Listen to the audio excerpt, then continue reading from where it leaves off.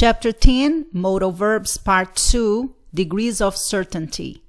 So the last chapter we also discussed modal verbs, but it was about the meaning of them.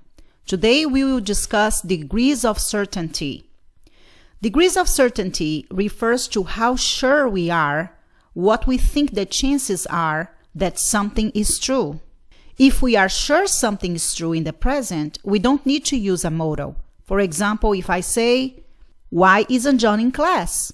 He's sick." So I am 100% sure he's sick. I don't need to use a modal verb.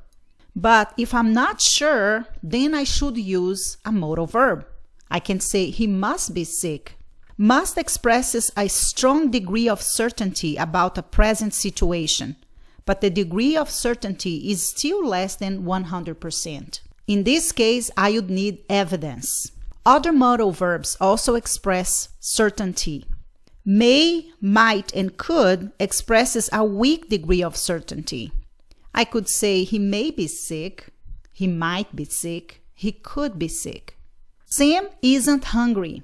In this example, the speaker is sure that Sam is not hungry at all. So you are showing a strong degree of certainty.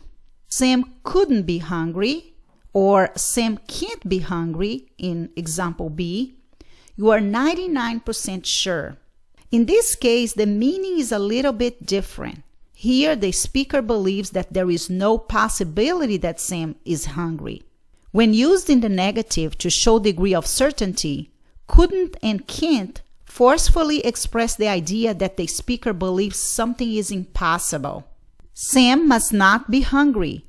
In this case, the speaker is expressing a logical conclusion, a best guess. Sam may not be hungry, or Sam might not be hungry.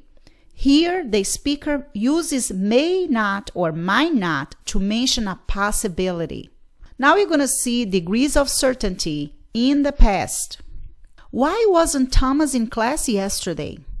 A, he was sick. Here I am 100% sure, so I don't need to use a modal verb. B, he must have been sick. Here the speaker is making a logical conclusion. Maybe he or she saw Thomas yesterday and found out that he was sick. Or maybe he or she assumes that that is the reason why he was absent. In letter C, he may have been sick, or he might have been sick, or he could have been sick. In this case, the speaker is mentioning one possibility. Degrees of certainty in the past time negative. Sam wasn't hungry, 100% sure. In B, Sam couldn't have been hungry, or Sam can't have been hungry. The speaker believes that there is no possibility that Sam is hungry, but the speaker is not 100% sure. When used in the negative to show degree of certainty, couldn't and can't forcefully expresses the idea that the speaker believes something is impossible. Let us see. Sam must not have been hungry. The speaker is again expressing a logical conclusion, a best guess. Sam may not have been hungry, or Sam might not have been hungry. Here the speaker uses may not or might not to mention a possibility. Finally, we have modal verbs showing degree of certainty in the future. Katie will do well on the test. So here the speaker feels sure.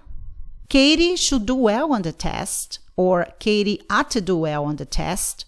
The speaker is almost sure here. So should or ought to can be used to express expectations about future events. In this case, I probably have some kind of evidence. I probably saw Katie studying hard, so I can come to this expectation that she should do well on the test because she studied before. Now let's see these other examples. She may do well on the test, or she might do well on the test, or she could do well on the test. Here I am guessing. I'm not sure.